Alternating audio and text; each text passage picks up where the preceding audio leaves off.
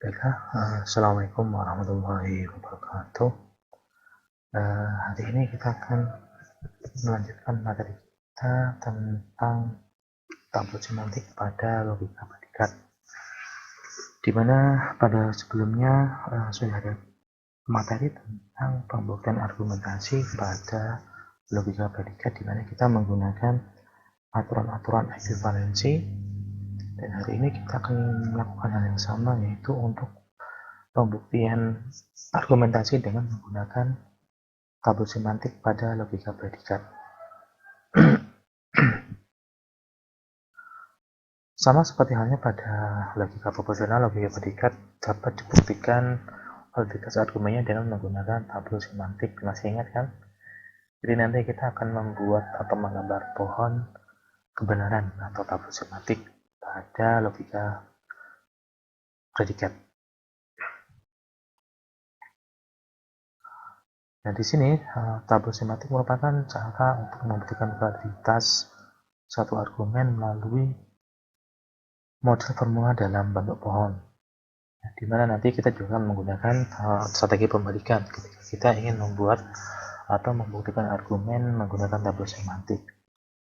Ini sama ya, masih seperti yang kemarin. Ini juga nanti kita akan menggunakan aturan-aturan tabel semantik yang sudah ada, plus aturan untuk instansiasi pada kuator beserta negasinya. Jadi kemarin untuk aturan tabel semantik itu ada 10, nanti ditambah dengan aturan instansiasi untuk kuator eksistensial dan universal sekaligus dengan negasi kuatornya. Oke, kita cek lagi untuk aturan tabel semantiknya. Yang pertama ada aturan konjungsi, dia akan menghasilkan satu buah cabang. Aturan disfungsi 2 cabang, implikasi 2 cabang, biimplikasi juga 2 cabang, kemudian negasi ganda 1 cabang, aturan negasi konjungsi 2 cabang, dan seterusnya seperti ini. Ini masih sama dengan untuk pertemuan yang sebelumnya, yaitu tabel semantik pada logika proposisi. Ini untuk aturan negasi biimplikasi. Nah, di sini untuk aturan tambahannya, yaitu pada logika predikat, ada aturan yang namanya instansiasi kuantor universal. Ya, instansiasi kuantor universal. Artinya apa? Ya, artinya di sini ketika kita mempunyai sebuah kuantor universal dan kita ingin coba membuktikannya, maka kita akan melakukan yang namanya instansiasi. Artinya apa? Kita akan menggantikan semua kemunculan X ya di fungsi f dengan individu C1, C2 dan seterusnya yang sudah muncul di simpul di atasnya. Artinya apa? Misalkan formula logika yang akan kita buktikan argumentasinya ternyata sudah muncul individu A, B, dan C. Maka ketika kita ingin melakukan instansiasi kuantum universal, maka kita akan mengganti setiap kemunculan X itu dengan A, B, C. Karena A, B, C sebelumnya sudah muncul di atasnya. Sehingga di sini dapat dikatakan bahwasanya instansiasi itu dilakukan sebanyak individu yang pernah muncul. Ya, kalau yang muncul cuma A, ya berarti ya kita akan mengganti kemunculan X dengan A saja. Kalau A dan B, ya berarti A dan B. Nah, kalau misalkan sebelumnya itu sudah muncul 10 individu misalkan, berarti ya semua itu akan diinstansiasi oleh kuantor universal. Jadi ketika ada kuantor universal akan kita lakukan instansiasi, maka nanti kita akan melakukan instansiasi sebanyak individu yang sudah muncul sebelumnya. Nah, ini yang perlu diperhatikan.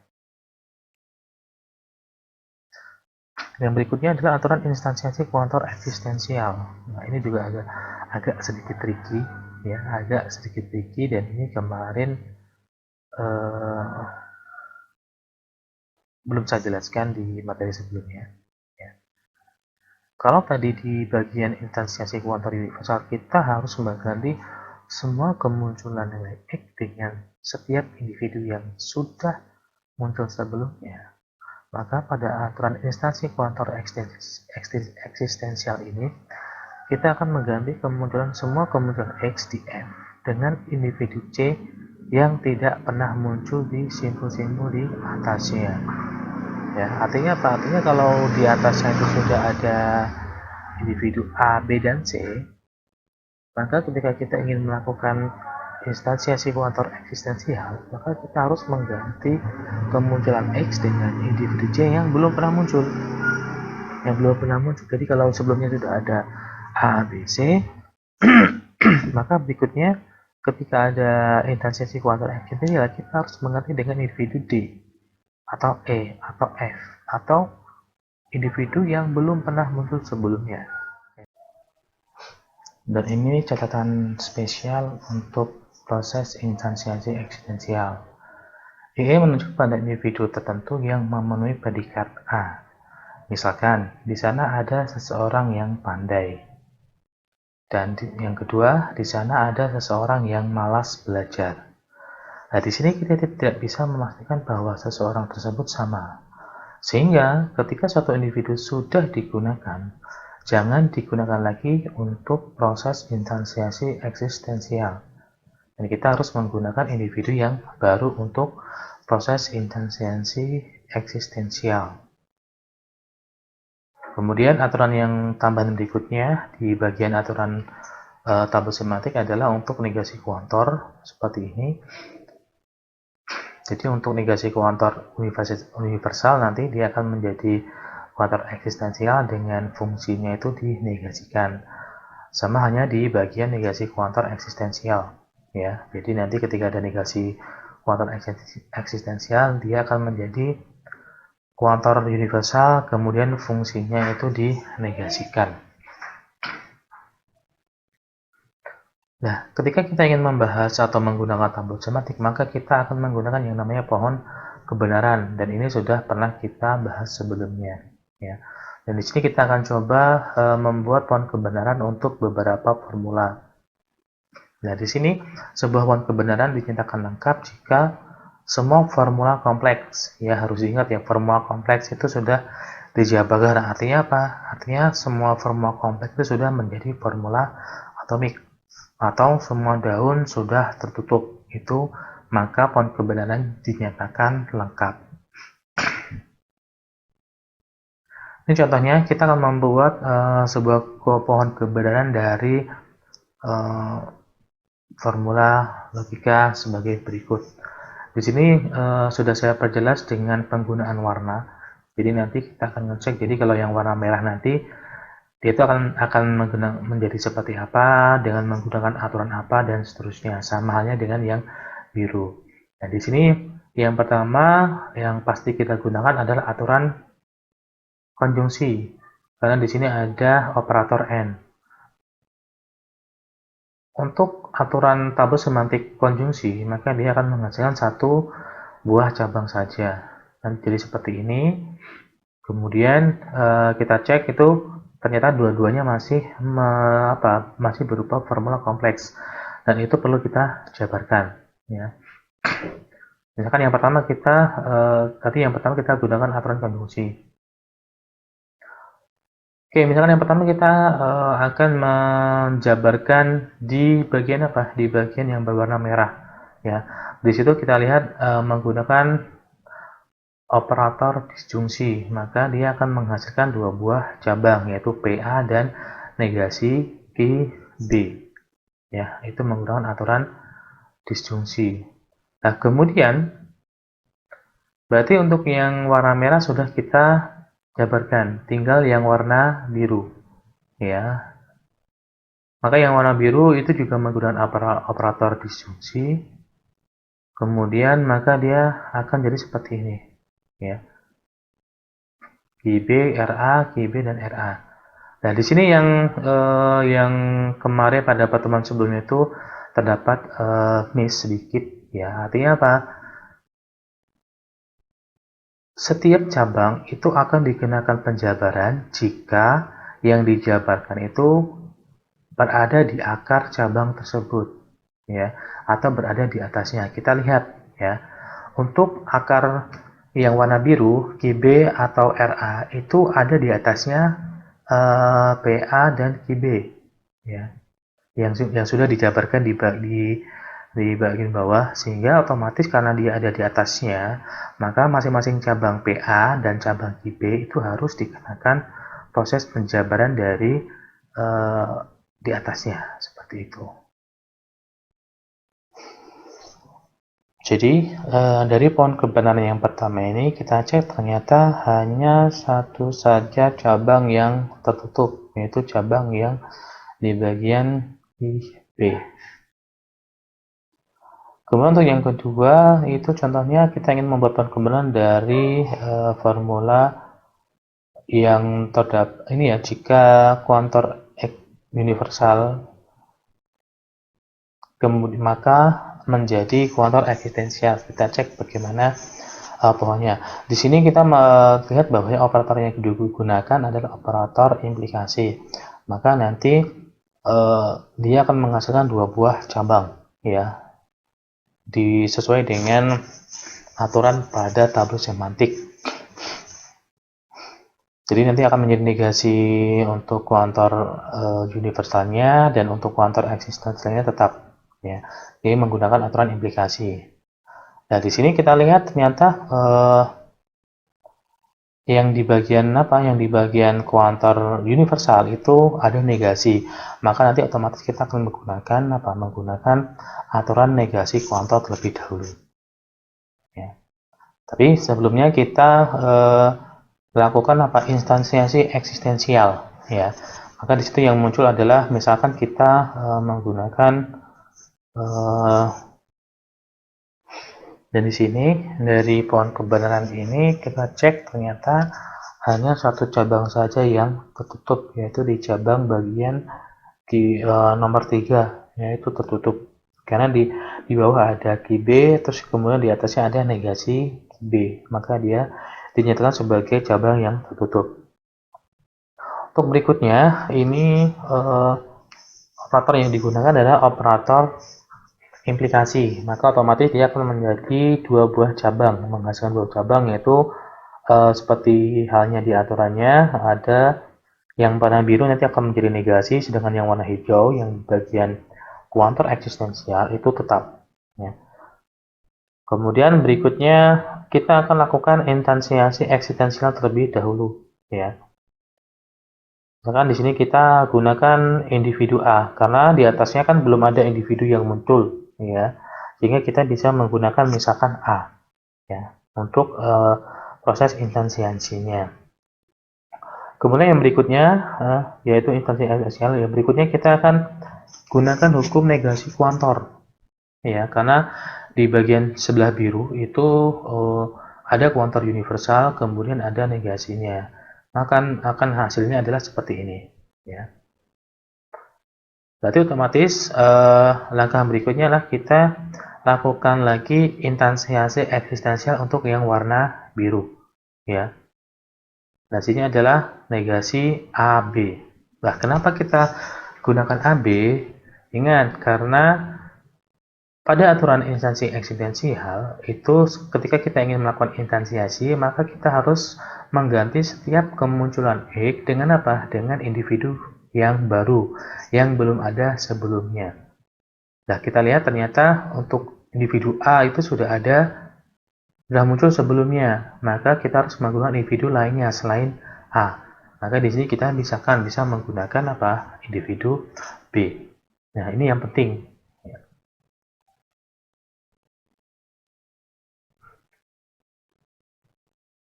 Dan ini ada penjelasan dari pohon kebenaran, sama halnya dengan yang kemarin itu. Kemudian dari kesimpulan dari pohon kebenarannya, kita bisa mengambil kesimpulan sebuah pohon itu dinamakan kontradiksi jika semua daun ditandai sebagai daun tertutup. Tapi jika ada satu saja daun yang terbuka, maka dapat dinamakan pohon tersebut adalah pohon yang satisfiable. Ya, jadi ada satu cabang yang tidak tertutup alias terbuka, seperti itu. Nah, baru berikutnya kita akan maju ke bagian tableau semantiknya untuk pembuktian argumentasi, ya. Ini langkah membuat pohonnya sama dengan yang kemarin, dan yang harus kita pahami dan agak sedikit tricky adalah di bagian nomor 4 ya. Untuk materi sebelumnya di bagian logika proposisi sudah saya upload untuk apa? Untuk pembaharuannya. Jadi ada yang baru yang dengan menggunakan contoh-contohnya, terutama untuk apa? Untuk memahami di bagian nomor 4 di sini. Artinya apa? Ya kayak seperti tadi, kita akan menjabarkan sebuah formula ke semua daun yang tidak tertutup yang berada di bawah simpul yang membuat formula tersebut. Jadi tidak semuanya simpul ya. Kalau cabang itu ada di bawahnya akar, maka semua cabang itu akan dikenakan penjabaran. Nanti kita akan lihat contohnya. Contoh di sini ada 4 contoh. Jadi kita akan menentukan bentuk tabel semantik ataupun kebenaran dari formula-formula berikut ini. Yang pertama seperti ini, ya.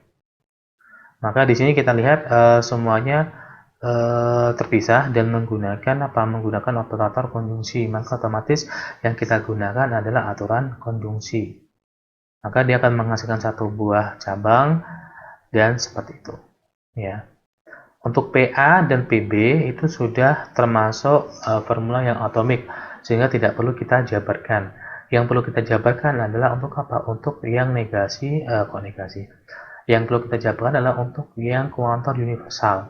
Ya, kita akan melakukan apa? Melakukan instansiasi. Kita lihat sebelum dilakukan instansiasi sudah muncul individu A dan B. Seperti halnya yang sudah saya jelaskan di bagian aturan instansiasi kuantor universal, itu kita akan mengganti setiap X, ya, kemunculan X itu dengan setiap individu yang sudah muncul sebelumnya. Nah, di sini individu yang sudah muncul sebelumnya yang mana? Yang A dan yang B. Sehingga ketika kita akan melakukan instansiasi kuantor universal, maka nanti hasilnya akan seperti ini. Yaitu PA dan PB, ya. Karena individu A dan B sudah muncul, maka itu akan kita lakukan instansiasi universal, ya, untuk kuantor universalnya seperti itu. Jadi kalau misalkan sebelumnya ada ABC, bagaimana Pak? Ya berarti di bawahnya yang birunya itu jadi akan menjadi PA, PB dan PC, begitu dan seterusnya. Jadi penjelasan seperti ini, ya.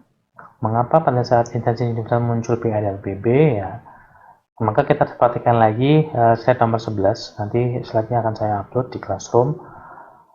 Dan sebelum dilakukan instansi universal, ternyata sudah muncul individu A dan B, ya. Jadi ketika instansi universal, maka proses instansiasi dilakukan sesuai dengan banyaknya individu yang sudah muncul sebelumnya. Berikutnya untuk contoh yang kedua, sama ya, kita cek operator yang bisa dilakukan pertama kali adalah operator konjungsi. Jadi seperti ini. Ya.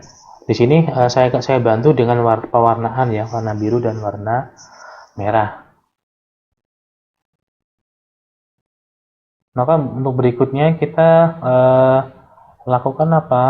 Lakukan instansiasi universal ya.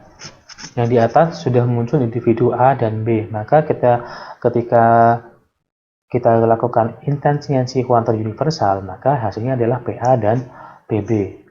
Maka berikutnya yang merah sudah kita jabarkan, tinggal yang belum kita jabarkan adalah yang di bagian biru. Operatornya menggunakan operator konjungsi, operator disjungsi, sehingga dia akan menghasilkan apa? Menghasilkan dua buah cabang, ya, itu PA dan PB. Itu untuk pohon tabel semantik ataupun kebenaran dari operator atau dari formula logika yang seperti ini. Ya.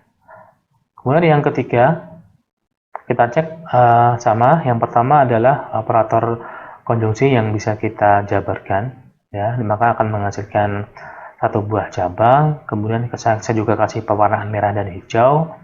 Sama dengan yang tadi ya, yang berikutnya kita lakukan instansiasi universal terlebih dahulu. Karena sudah muncul individu A dan B, maka hasilnya adalah PA dan PB. Kemudian yang hijau sudah selesai dijabarkan, maka yang belum dijabarkan adalah yang bagian merah. Yang bagian merah operatornya adalah operator disjungsi, maka otomatis dia akan menggunakan atau menghasilkan dua buah cabang, ya, yaitu negasi PA atau negasi PB. Dan sini kita cek ternyata dua buah cabang dari pohon ini itu semuanya tertutup, ya, karena negasi PA ketika kita urut ke atas ketemu dengan PA, maka dia harus tertutup. Sama dengan yang negasi cabang negasi PB, ketika kita urut ke atas ketemu dengan PB, maka dia harus tertutup. Maka dapat dikatakan bahwasanya pohon inilah pohon yang kontradiksi karena semua cabangnya tertutup. Kemudian yang berikutnya seperti ini, ya, untuk hasilnya. Pertama kita gunakan aturan konjungsi, yang kedua kita lakukan instansiasi eksistensial. Kenapa kok yang menurut PC, ya? Sekali lagi saya tekankan, pada aturan instansiasi eksistensial kita akan melakukan proses instansiasi dengan mengganti kemunculan X dengan individu yang belum pernah muncul sebelumnya. Kita lihat di atas itu sudah muncul individu A dan B. Maka pada saat proses instansiasi eksistensial kita tidak boleh menggunakan individu-individu tersebut, tapi kita harus menggunakan individu yang baru. Maka di sini kita pilih individu C. Kemudian yang merah sudah kita jabarkan, tinggal yang hijau kita menggunakan aturan disjungsi. Maka akan menghasilkan dua buah cabang, yaitu negasi PA atau negasi PB. Jadi kita harus ingat ya tentang aturan instansiasi eksistensial dan instansiasi universal yang sudah dijelaskan sebelumnya.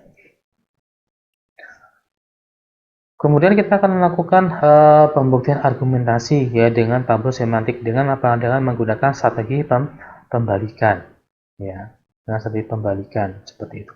Jika terjadi kontradiksi, maka negasi kesimpulan adalah tidak benar. Dengan demikian, kesimpulan adalah benar sehingga argumentasi adalah valid. Jadi ketika kita ingin membuktikan argumentasi dengan strategi pembalikan dengan menggunakan tabel semantik, jika ternyata hasil akhirnya itu semua daunnya tertutup atau terjadi kontradiksi, maka dapat dikatakan bahwasanya argumen itu valid, ya. Tapi kalau ada satu saja yang terbuka, maka argumen tersebut tidak valid.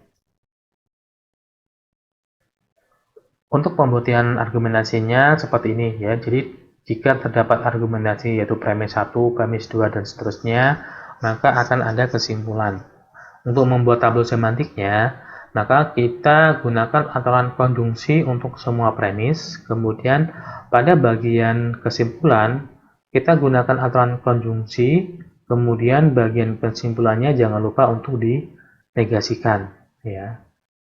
Dan argumentasi itu akan dikatakan valid jika terjadi kontradiksi atau semua daunnya tertutup. Oke, misalkan di sini, ya, di sini ada 4 contoh untuk kita buktikan apakah masing-masing argumen itu valid atau tidak, ya, dengan cara menggunakan tabel semantik. Oke, yang pertama kita cek di sini, ya. Jadi yang pertama tadi soalnya seperti ini. Jadi HPA, NPB, premis pertama, premis kedua, QA dan QB. Kemudian kesimpulannya adalah PA dan PA. Maka hasilnya seperti ini, ya. Jadi kita tulis ulang semua premis dan kesimpulannya, tapi jangan lupa untuk kesimpulannya itu kita negasikan, ya, terlebih dahulu. Dan di sini saya permudah dengan penggunaan warna. Oke, yang pertama yang warna biru kita pasti gunakan aturan konjungsi, ya. Operator konjungsi, kita gunakan aturan konjungsi dan dia akan menghasilkan satu buah cabang, yaitu sehingga hasilnya adalah PA dan PB. Kemudian yang kedua, yang merah terlebih dahulu, kita gunakan aturan yang sama yaitu aturan konjungsi, maka dia akan menghasilkan satu buah cabang yaitu QA dan QB. Kemudian untuk yang ketiga, yang negasi PA dan negasi dan QA, maka aturan yang kita gunakan adalah aturan negasi konjungsi, ya. Aturan negasi konjungsi seperti halnya yang ada di bagian aturan tabel semantik. Untuk negasi konjungsi, dia itu akan menghasilkan dua buah cabang, ya, yaitu negasi PA, kemudian yang cabang berikutnya adalah negasi QA. Lalu kita cek tertutup atau tidaknya, kita cek di bagian negasi PA. Kita urut ke atas, ternyata ketemu dengan PA. Maka terjadi kontradiksi sehingga cabang itu ditutup. Kemudian di cabang QA kita cek ke atas, ternyata kok ketemu dengan QA, berarti otomatis itu juga akan tertutup. Sehingga dapat dikatakan bahwasanya argumen yang pertama adalah argumen yang valid. Kenapa? Karena semua cabangnya tertutup. Seperti itu. Kemudian yang berikutnya adalah untuk soal yang kedua, yaitu premisnya adalah untuk premisnya adalah kuantum universal Px, ya. Untuk setiap x maka berlaku Px. Kemudian kesimpulannya adalah ada x di mana Px berlaku, ya. Kita tulis seperti itu, kemudian jangan lupa untuk dinegasikan kesimpulannya. Ini kesimpulannya yang biru, yang hijau adalah premisnya, ya. Maka yang pertama kita lakukan adalah di sini kita gunakan aturan yang negasi kuantum eksistensial, sehingga hasilnya seperti itu, ya. Untuk jadi hasilnya adalah negasi untuk fungsinya Px dan kuantornya berubah menjadi kuantor universal. Lalu kita lakukan instansiasi universal, ya. Instansiasi universal untuk yang hijau, ya. Karena apa? Karena di sini ternyata belum ada individu yang muncul, maka kita bisa menggunakan individu yang bebas, ya. Dengan syarat belum ada individu yang muncul. Maka di sini kita gunakan yang individu K, sehingga PK itu untuk yang hijau. Kemudian kita lakukan lagi instansiasi universal untuk yang biru, ya. Yang biru berarti hasilnya adalah negasi PK. Untuk yang biru kita tetap harus menggunakan K, karena kita akan menggunakan individu yang sudah muncul, yaitu K yang pada hijau.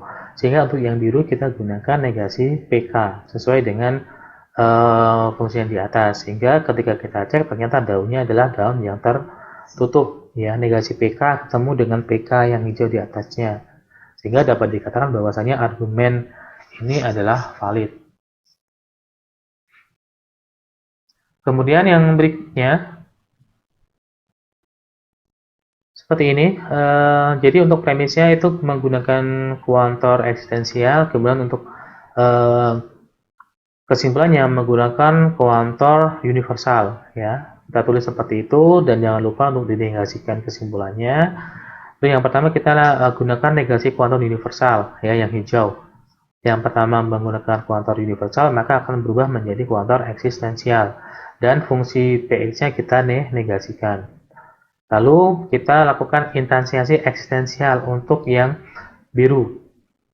Maka kita gunakan PK, ya. Kemudian berikutnya yang hijau kita lakukan instansiasi eksistensial. Kita harus menggunakan individu yang belum ada sebelumnya.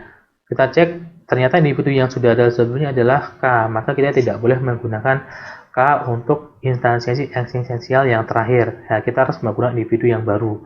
Ya kan, di sini kita gunakan M. Dan kita cek ternyata daunnya ini terbuka, sehingga dapat dikatakan bahwasanya untuk argumen ini adalah argumen yang tidak valid, ya, karena daunnya masih terbuka. Seperti itu. Kemudian yang contoh pembuktian argumentasi untuk soal yang terakhir, yaitu seperti itu. Jadi untuk premisnya itu yang hijau, ya, yang atas. Kemudian untuk kesimpulannya adalah yang bawah. Karena kesimpulannya sudah ada negasinya, maka tetap kita gunakan negasi lagi, ya, karena kita menggunakan strategi pembalikan.